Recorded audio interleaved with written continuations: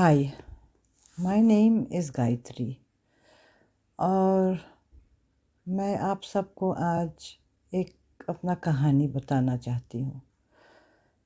आप सबसे पहले अगर आपको पता चला है कि आप इस ट्विन फ्लेम जर्नी में हो और विश्वास नहीं होता तो मैं कहूँगी कि अब शुरू कर दो विश्वास करना, बिकॉज़ माय डार्लिंग्स ये सच है, हम ट्विन फ्लेम जर्नी में है।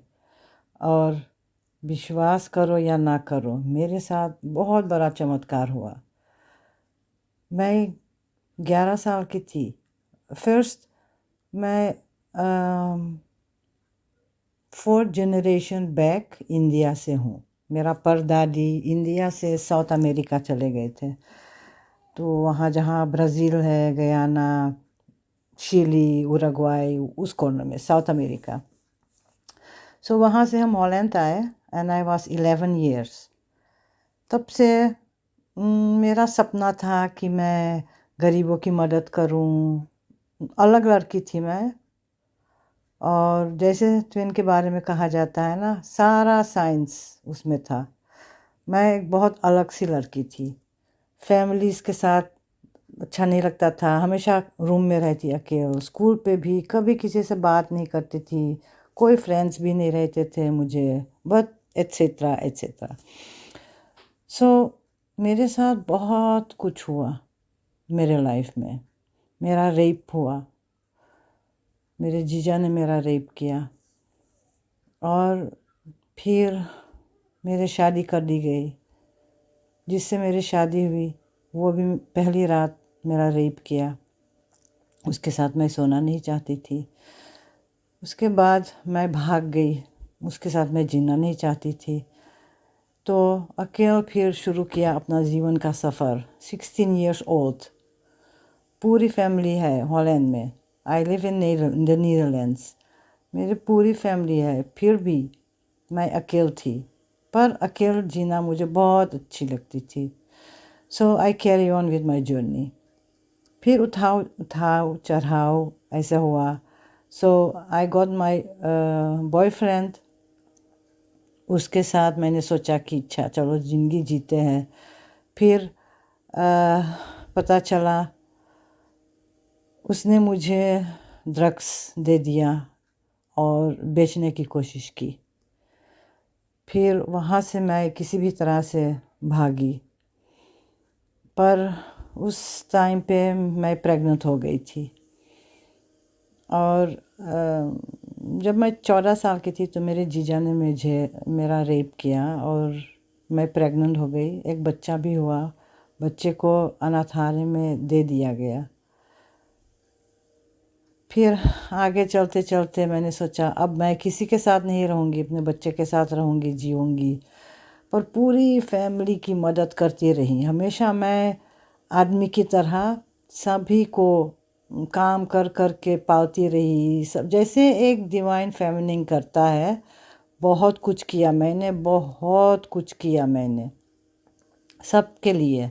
अपने आप को मैं भूल गई। अपने बच्चे को मैं यहाँ वहाँ छोड़ के हॉलैंड से जर्मनी जाती थी काम करने के लिए, पैसे कमा कर लाती थी, अपनी माँ को देती थी, अपने भाइयों के लिए, सबके लिए। एक पिता की तरह मैं सबकी देखभाल करती थी हमेशा। फिर मेरी बहन का डेथ हो गया, मेरी फादर का डेथ हो गया। जब मेरी माँ का डेथ हुआ तब मैंने सबसे कहा कि अब मैं अब किसी की मदद नहीं करूँगी। फिर ऐसे होते होते होते मेरी माँ का डेथ हो गया। फिर मैंने सोचा कि अब मेरा लाइफ ख़त्म। तो मैं एक जिंदा लाश की तरह जीती थी। फिर 2020 हुआ, जब कोरोना हुआ, तो एक सीरियल था झांसी की रानी, जो मैं बार बार देखना चाहती थी पर देख नहीं रही थी मैं। तो उसको मैंने सोचा चलो देखते हैं। फिर उसमें जब मैंने उस एक्टर को देखा तो मुझे ऐसे लगा कि यार इसे तो मैं जानती हूँ। अंदर से एक ऐसा आवाज़ आया कि ये कौन है, ये मैं इसे जानती हूँ। फिर मैंने सर्च करना शुरू किया कि वो है कौन। 3 दिन बाद फेसबुक पे मैंने जब मैसेज भेजा तो उसके बाद उसकी मैसेज आई। फिर 2 दिन बाद उसने मुझे वीडियो कॉल किया और ऐसे हमारा जान पहचान बढ़ी। पर ऐसे लग रहा था कि हम एक दूसरे को युगों युगों से जानते हैं, एकदम से दोस्त की तरह। तो ऐसे 1 साल तक हमारा कांटेक्ट रहा ऐसे। फिर उसने एक रात फ़ोन किया और कहने लगा कि हाँ वो मेरा दोस्त बनना चाहते हैं, मतलब और दोस्त से ज़्यादा और ऐसे ऐसे। बट ही वॉज मैरिड, उसकी मैरिज ठीक नहीं थी। तो हम 2-3 साल तक 2020 से लेकर 2021-22 तक हम ऑनलाइन ही बात करते रहे। फिर शुरू में 2 महीने तक हम साथ थे, उसके बाद जैसे कि आप लोग जानते हैं भाग गए छोड़ के। तब मेरा क्या कहते हैं उसको, dark night of the soul शुरू हुआ, जो मैं समझ नहीं रही थी कि ये हो क्या रहा है मेरे साथ। रात को 2 बजे रात को सोते ही हूँ मैं, सोते सोते मैं जग के रोना शुरू करूँ।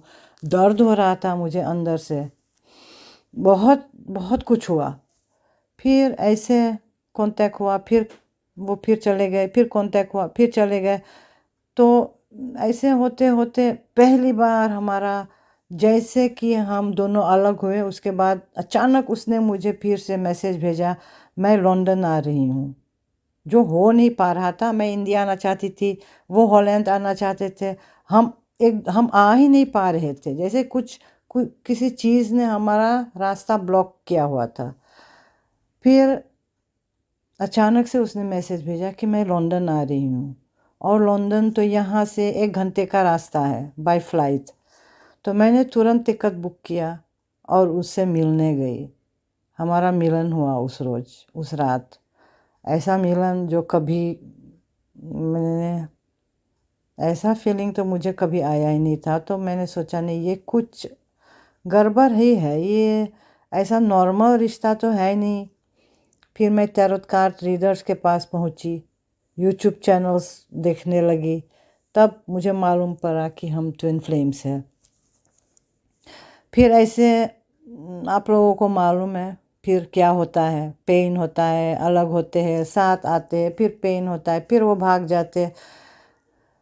तब मैं 2023 इस साल 3-4 साल के बाद मैं इंडिया अचानक से पहुंची। वो मुझे एयरपोर्ट पे रिसीव करने आए और मैं उनके साथ गई उसके घर बॉम्बे।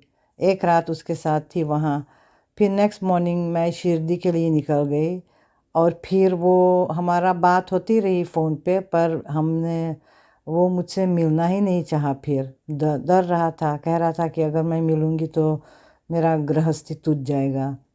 तो फिर वो हमें मिला नहीं और हम फ़ोन पर दूर दूर तक बात करते रहे, कभी कभी ऐसे व्हाट्सएप से। तब मैं जब हॉलैंड वापस आने लगी, उसको मैंने मैसेज किया कि अब मैं जा रही हूँ वापस। फिर उसने लिखा कि हम कभी ज़रूर मिलेंगे।